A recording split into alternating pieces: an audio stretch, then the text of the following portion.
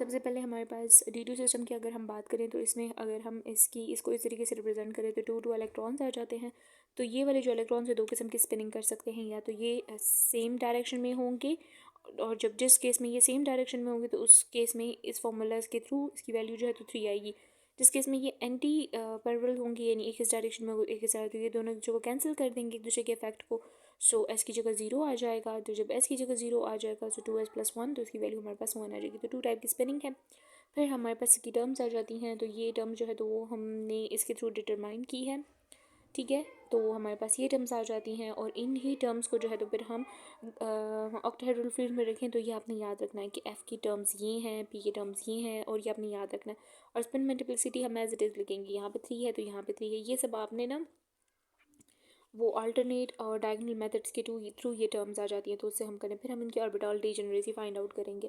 फिर हमारे पास strong field approach में हम क्या करेंगे कि इनकी जो ग्राउंड फील्ड है और इनकी जो एक्साइटेड स्टेट है, और मतलब first excited state second excited state, ये हम इसमें करते हैं।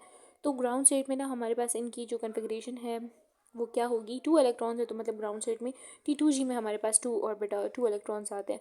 तो T2G में हमारे पास 2 आ गए, तो हम ऐसे कह सकते हैं ना कि T2G मल्टीप्लाई बाय T2G, हम इन दोनों को रिडक्शन मेथड्स के थ्रू एक जगह से मल्टीप्लाई करेंगे और हमारे पास ये टर्म्स आ जाएंगी। ये भी आपने याद रखनी है कि T2G को जब हम T2G के साथ मल्टीप्लाई करते हैं तो हमारे पास T1G, T2G, EG और A1G ये सब टर्म्स आ जाती हैं। अब क्वेश्चन राइज होता है कि यहाँ पे क्यों 3 आया है। यहाँ पे इसलिए 3 आया है ना, क्योंकि यहाँ पे देखिए हमारे पास जितनी भी 3 टर्म्स हैं उसमें ये देखें T1G ऑलरेडी इसमें प्रेजेंट है।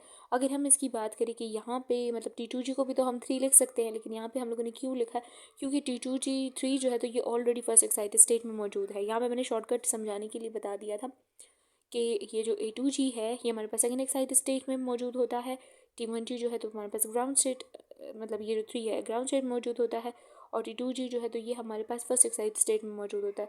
तो इसीलिए हमारे पास T1G जो है तो ये ग्राउंड स्टेट में मौजूद है। ये देखिए मैंने लिखा भी हुआ। और यहाँ पे हम T2G को यहाँ पे इसलिए 3 नहीं लिखेंगे क्योंकि वो हमारे पास फर्स्ट एक्साइटेड स्टेट में मौजूद है।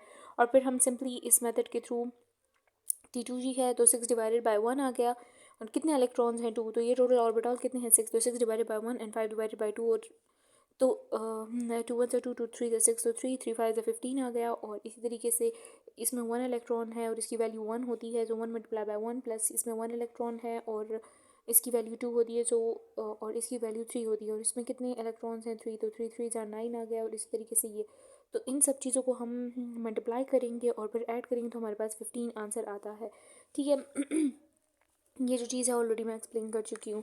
फिर इसके बाद ना हमारे पास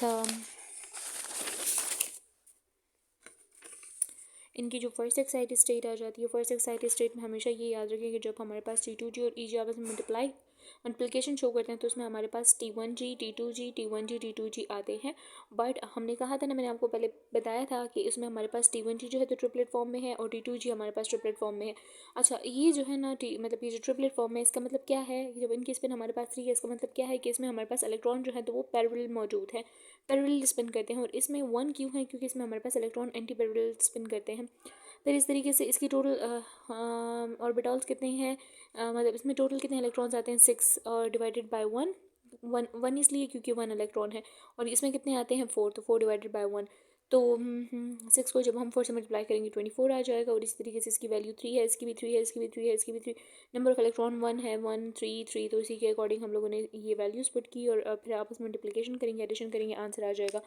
फिर सारा जो वो है वो यहाँ पे है एक्सप्लेनेशन कि जब अब अगर हमारे पास 2 इलेक्ट्रॉन सिस्टम्स की बात आ गई है ना, तो यहाँ पे T2G 0 आ गया और EG जो है तो वो 2 है। क्यों, क्योंकि यहाँ पे 2 ही इलेक्ट्रॉन मौजूद है और दोनों के दोनों जो है तो वो यहाँ पर एक्साइटेड स्टेट में आ गए हैं, ठीक है। तो अब हम इसको ऐसे ओपन करके लिख सकते हैं ना ऐसे। तो जब हम इन दोनों को मल्टीप्लाई करते हैं तो हमारे पास A1G और A2G ये दोनों आते हैं, और इसके अलावा जो है तो EG भी आता है। पहले मैंने उधर आपको बताया था ना ग्राफ में कि यहाँ पे जो है तो EG के साथ मतलब ये जो है इसकी वैल्यू हमारे पास 3 है, उधर पीछे मैंने बताया था, इसीलिए यहाँ पे हम लोगों ने 3 मेंशन किया। और दूसरी बात ये कि जब भी हमारे पास ऐसे हाफ फिल्ड होता है, अब ये हाफ फिल्ड है ना, EG में हमारे पास टोटल 4 इलेक्ट्रॉन्स आते हैं, लेकिन ये हाफ फिल्ड है, तो ये यहाँ पर हाफ फिल्ड है, इसके लिए हम क्या कौन सा टर्म यूज़ करेंगे, A2G टर्म यूज़ करेंगे। और दूसरी बात क्या है कि ये जो है ना हाईली इसकी हाई एनर्जी होगी, ठीक है, हाई एनर्जी होने के साथ हाईली अनस्टेबल भी होगा, तो ये बात यहाँ पे बताई गई है। फिर इसके कुछ रूल्स अगर हम इनके वो जो ग्राफ है उस वो बनाएं तो उसके कुछ रूल्स हैं। कहते हैं कि जितने भी हमारे पास 1 to 1 कोरिस्पॉन्डिंग होनी चाहिए between the left and right hand side. एक हमारे पास ये जो मैंने यहाँ पे स्केच के थ्रू बताया हुआ है।